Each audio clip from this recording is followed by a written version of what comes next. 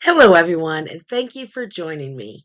Today's presentation was created for a civic or local history audience and explores one of the most dramatic turning points in modern history, the assassination of Archduke Franz Ferdinand of Austria-Hungary in June of 1914. This drawing from contemporary newspaper articles from the New York Times, The Guardian, and other historical archives will look at how the press reports this world changing event and how these early interpretations shaped public understanding on the eve of World War I. By 1914, Europe was a continent simmering with tension. Nationalist unrest in the Balkans, growing military alliances, and imperial competition created a fragile political landscape. It was into this environment that Archduke Franz Ferdinand, heir to the Austro-Hungarian throne, traveled to Sarajevo with his wife Sophie. Newspapers of the time note that although there was political opposition, few believed that the trip would ignite a global conflict. So on July 28, 1914, during a parade through Sarajevo, 19-year-old Gavrilo Princip, a member of the Serbian national group, the Black Hand, fired the shots that killed the Archduke and his wife. Headlines from the New York Times said, heir to Austria's throne is slain with his wife by a Bosnian youth to avenge seizure of his country. This conveyed both the shock and the urgency of the moment.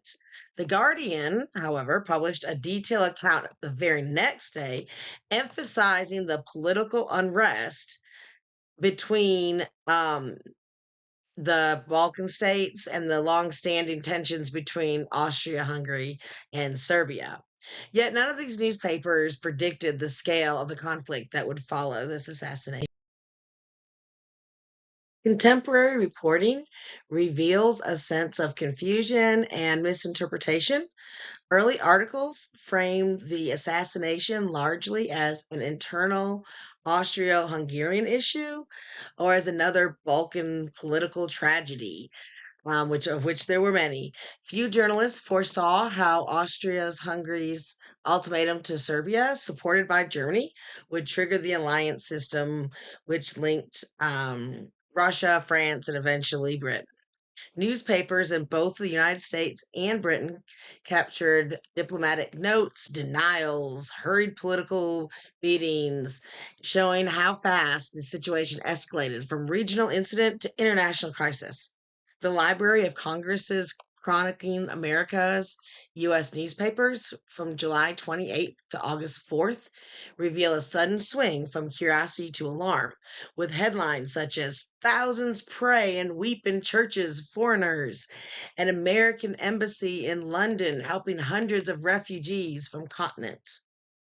Within weeks, what seemed like an isolated incident spiraled into what we now know as the First World War. Austria-Hungary declared war on Serbia. Russia mobilized to defend Serbian interests. Then Germany responded with its own mobilizations. Newspapers of the time would chronicle this almost hour by hour. So looking back through these articles, especially in collections such as the ProQuest historical newspapers and Chronicling America, we can see how the public first learned about the crisis, and it had with limited information, speculation, and a mixture of fear and belief and disbelief, which is oftentimes how we get our news today. Historians such as Margaret Macmillan and Christopher Clark argue that Europe essentially sleptwalked into war, and the newspapers of the time reflect the sense of confusion that people were feeling. The assassination of Archduke Franz Ferdinand was not merely a spark that lit the fuse, it was an event embedded in deep political and social tensions. By examining newspaper coverings from 1914, we gain insight not only into what happened, but also into how people understood or misunderstood the coming catastrophe. These primary sources remain invaluable for historians and the public alike, offering a window into a world on the brink of unprecedented global conflict. These are the resources that I use for this, and thank you for watching.